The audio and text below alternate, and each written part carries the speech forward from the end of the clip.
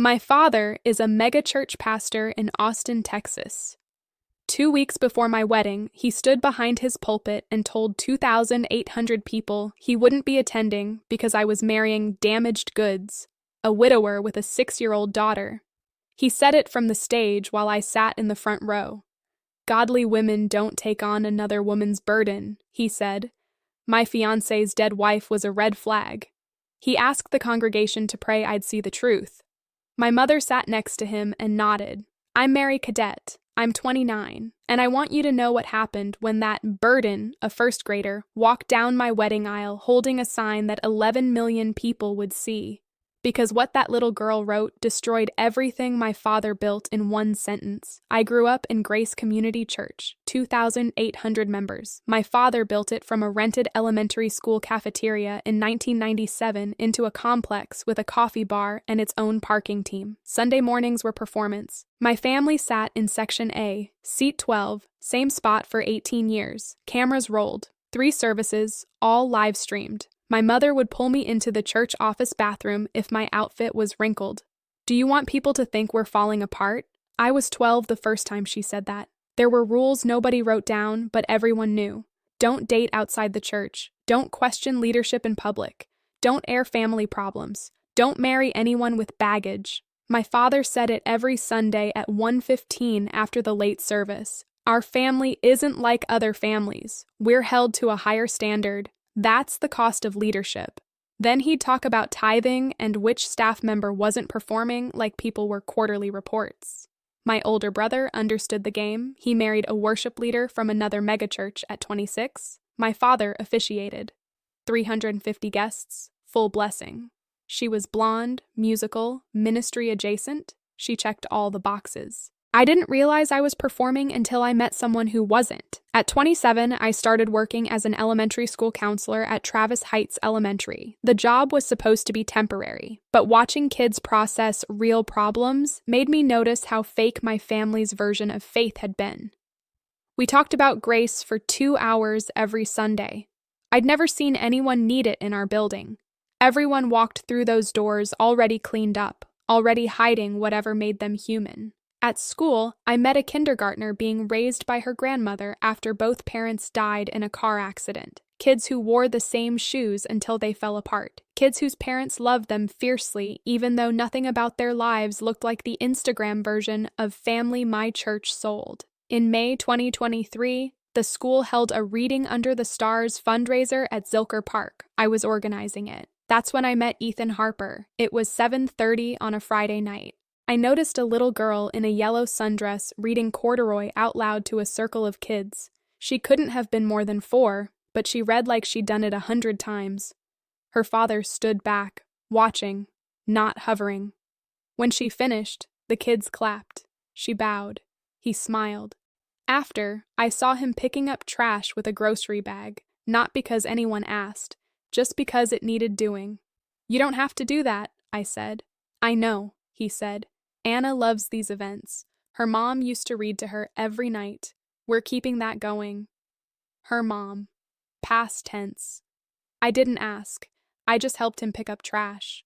Before he left, I watched him braid his daughter's hair. Gentle, patient. I'd never seen a man do that before. I didn't know his name yet, but I wanted to. Over the next few months, I learned the story. Ethan Harper, 32, middle school history teacher, assistant basketball coach. His wife, Anna, died 6 years ago, October 12, 2019, 3:42 in the morning. Amniotic fluid embolism during an emergency C-section. Alive at midnight, dead before dawn, the baby lived. He named their daughter after her, raised her alone, never dated, just worked, coached, came home, read to his daughter, put her to bed, wrote in a journal to his late wife about their daughter's milestones. By fall 2023, we were serious. Little Anna, 5, started calling me Miss Mary. She'd ask, "Do you think my mommy in heaven knows you're nice to us?" I'd say, "I think she does, sweetheart." Ethan read Bible stories with Anna every morning, not to impress anyone. It was a tradition his wife had wanted. Then he'd make her breakfast, braid her hair, walk her to the bus. No performance, just faithfulness. Our first official date was September 9, 2023, Franklin BBQ. He had to pick Anna up by 2:45. We ate brisket and talked about teaching and loss and building a life after everything falls apart. He didn't talk about faith like a resume. He talked about it like a conversation he was still having. I brought him to my parents' Christmas dinner in December 2023. My father shook his hand. They asked polite questions. After he left, my father said, "He seems like a nice man, but Mary, think about what you're taking on. What you're taking on. Like Anna was a burden. Like loving a child who'd lost her mother was an optional inconvenience." Ethan proposed June 15, 2024 at 6:18 p.m. Zilker Botanical Garden. Simple ring, $1,200. Anna helped him pick it out. When he knelt, Anna stood next to him holding a sign. "Will you be my bonus mom?" I said yes. I called my parents that night. My father answered. I told him we were engaged. Pause. "A widower, Mary? Are you sure about this?" My mother got on. "What will people think? A man with a child from another woman." From another woman. Like Anna was evidence of scandal. Like her dead mother disqualified her from being loved. I tried to explain. Ethan was a good man who showed up every day for his daughter, who honored his late wife's memory while moving forward. My mother said, "Has he been to counseling? The church has resources for people like that." People like that. That's when I felt it. I wasn't their daughter asking for support. I was a problem they needed to manage. In July, I asked if my father would officiate at Grace Community. We met in his office July 22nd, 10:15 a.m. 3 framed photos behind him, one with the governor, one with the worship team, one at the church groundbreaking. 0 family photos. "It sends the wrong message," he said. "A pastor's daughter marrying a man whose first marriage ended in tragedy." "His first marriage didn't end," I said. "His wife died." "Mary, I've spent 18 years building this ministry. I can't let personal matters compromise the witness." "Personal matters? I'm your daughter." "You're also a leader's child. That comes with responsibility." My mother sat next to me. "Darling, if you insist on this, we'll support you privately, but we can't be publicly associated with the ceremony." Publicly associated. Like my wedding was shameful. I stood up. "You preach grace every Sunday, but you can't extend it to your own daughter." I walked out. August through October were tense calls and dinners. They offered to pay $3,500 for 12 sessions with Dr. Vernon Matthews to talk me out of it. I declined. I booked Zilker Botanical Garden for February 15, 2025. Sent save the dates to 60 people. My parents' names were listed. The Cadet family regrets they are unable to attend. My mother called. "Do you really need to phrase it like that?" "How should I phrase it? You're not coming. That's the truth." I hung up. November 18th, 2 p.m. Starbucks on South Congress. My father had a 3:30 elder meeting. I asked one last time, "Will you come to my wedding?" "We can't celebrate something we don't believe is wise." "This will hurt the church, Mary. People look up to us." "So you're choosing the church over your daughter?" "I'm choosing my calling. I'm sorry you can't see that." As they left, my mother hugged me. "You'll understand when you're a mother. Sometimes love means saying no." I thought, I already understand. That's why I'm saying yes. By December, I'd accepted it. My best friend stepped in as coordinator. Teachers volunteered. Parents brought food. Ethan's colleagues donated time. His late wife's parents showed up to every planning meeting with casseroles. 60 guests. Venue capacity 75. Taco bar from Torchy's, $890. Flowers donated by a student's parent who owned a florist shop. In late January, Anna came to me. She wanted to walk down the aisle with a sign. "I want people to know I'm happy you're marrying my daddy." For 2 weeks, she worked on it with her first grade teacher, kept it secret. It's a surprise. February 13th, rehearsal dinner at Ethan's house. Anna wore a shirt, almost a flower girl. That night, my mother texted, "It's not too late to postpone." I blocked the number. February 15th, 2025, 68 degrees in Austin. I got ready with 3 bridesmaids. Simple ivory dress, $650, no veil, just flowers in my hair. At 3:45, I checked my phone one last time. No message from my parents. I turned it off. 60 guests in white garden chairs. Christine's husband officiated. Acoustic guitar by a parent from Anna's school. Then it was Anna's turn. She appeared in a white dress with a purple sash, holding a rolled poster tied with purple ribbon. She walked 40 feet down the aisle, stopped, untied it, unrolled it, turned it to the guests. 18x 24 inches. Purple marker. Her 6-year-old handwriting, "My daddy says love means showing up.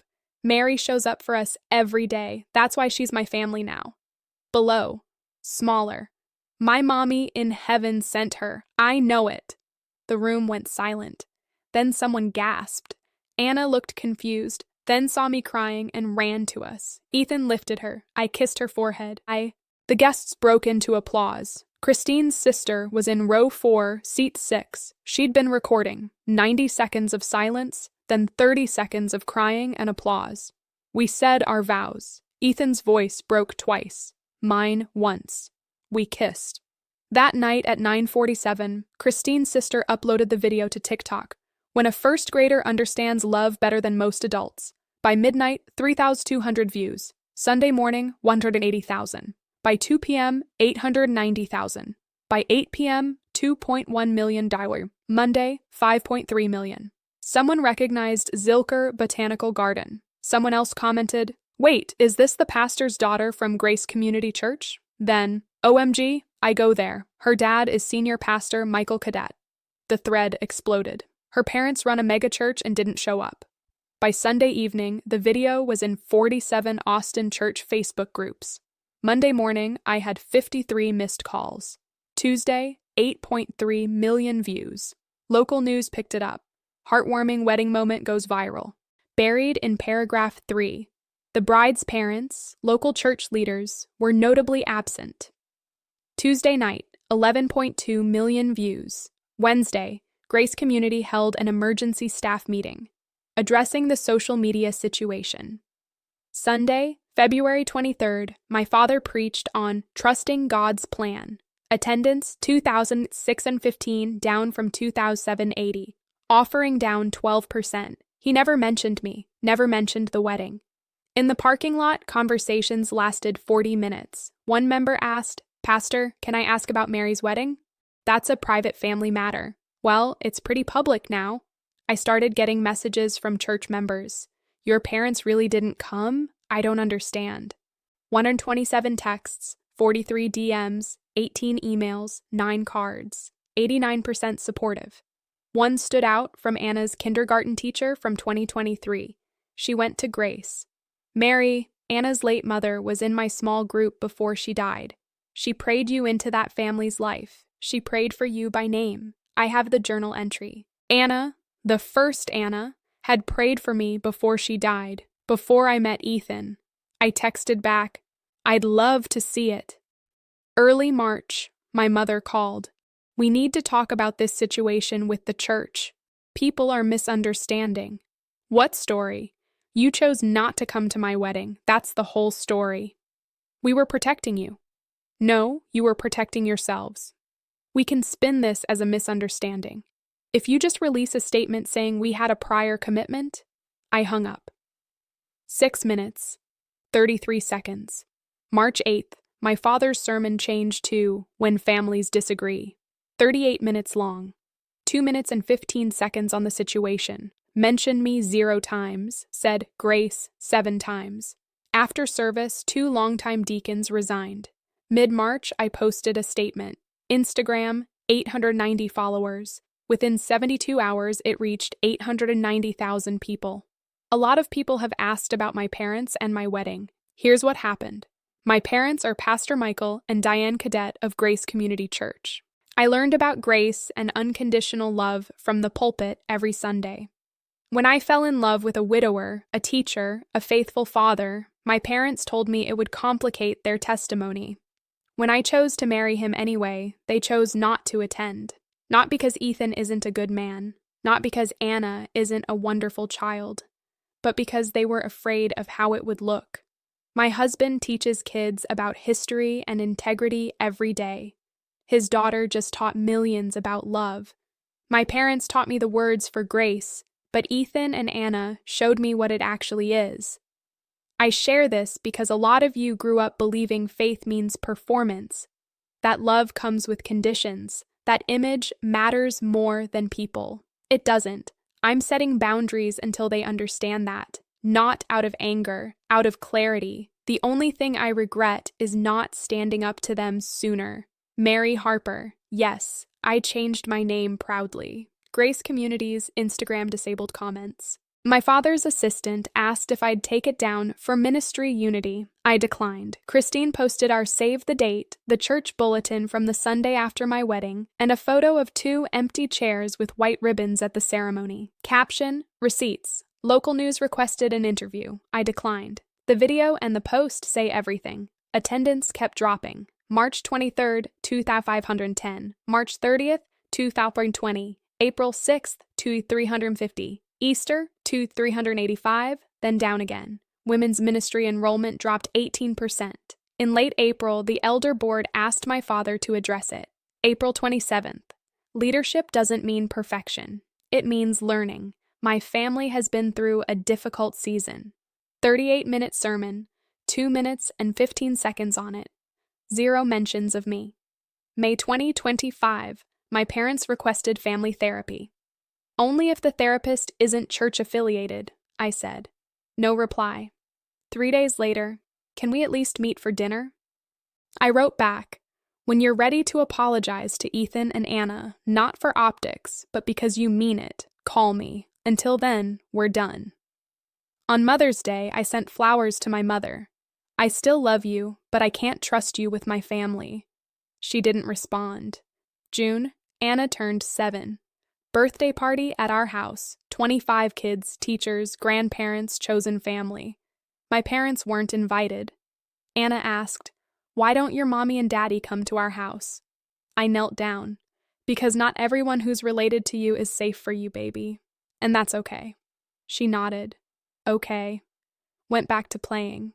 Summer 2025, life moved forward. Thursday dinners at 6:30. Anna helped me cook. We hung wedding pictures, Anna's school photos, and a photo of Ethan's late wife. In September, I got a letter from Anna's grandmother. Inside, a journal entry dated April 18, 2019. Anna, pregnant, high risk. If something happens to me, I pray Ethan finds someone who will love this baby like her own. Someone patient, someone kind, someone who shows up. God, send us someone who shows up. The grandmother wrote, when I saw that video, I knew you're the answer to her prayer. I cried for an hour. We framed it, hung it next to the wedding sign. Late 2025, Ethan and I launched Anna's Hope Fund, scholarships for children of single parents, funded by video revenue and donations. First scholarship, $2,500 to a senior raised by a widowed father, pursuing a teaching degree. 340 applications. Goal, 5 per year. My parents emailed, we'd like to contribute. We accepted the donation anonymously. I never replied. January 2026. Anna's sign hangs in our living room, professionally framed, $185. Next to it, Anna's senior's journal entry. Below, a plaque, Isaiah 11:6. And a little child shall lead them. Anna takes the sign to show and tell. My parents still haven't seen her in person since the wedding. She asks about her grandparents occasionally. Sometimes people need time to figure out what's important. She nods. That's a lot of people, she says about all the people who love her. It is, I tell her. February 15th, 2026, 1-year anniversary. Zilker Botanical Garden. Same spot. Anna wore purple. Can we come here every year? Every single year, baby. Even when I'm grown up. Even when you're grown up. I posted the photo. 1 year ago, a 6-year-old taught a room full of adults about family. Today, she's teaching us about joy. Grateful doesn't cover it. A comment stood out. My parents disowned me when I married outside our religion. I saw your story and realized I wasn't alone.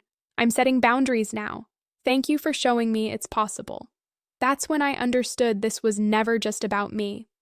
My parents taught me the vocabulary of faith. The right words, the right posture, the right performance. But Ethan and Anna taught me the language. Grace isn't what you preach, it's who you show up for. especially when it costs you something. My father preached grace to 2,800 people every week, but a 6-year-old girl with a purple marker showed more grace in one walk down an aisle than he'd shown in 18 years of ministry. That sign hangs in my living room. Some think it's a sweet wedding memento, but I know what it is. A record, a receipt, a reminder that love isn't about how it looks. It's about who shows up. On February 15, 2025, the people who mattered most showed up. The people who were supposed to love me unconditionally didn't, and that tells you everything about the difference between faith and performance. Anna is 8 now. She still asks if her grandparents will ever visit. I don't know, sweetheart, but you have so many people who love you. You have us. You have your other grandparents. You have everyone who showed up when it mattered. She thinks. That's a lot of people. It is, I tell her. It really is. And she smiles and runs off to play. Because she knows something my parents never learned. Family isn't who you're related to, it's who shows up, and we show up for each other every single day.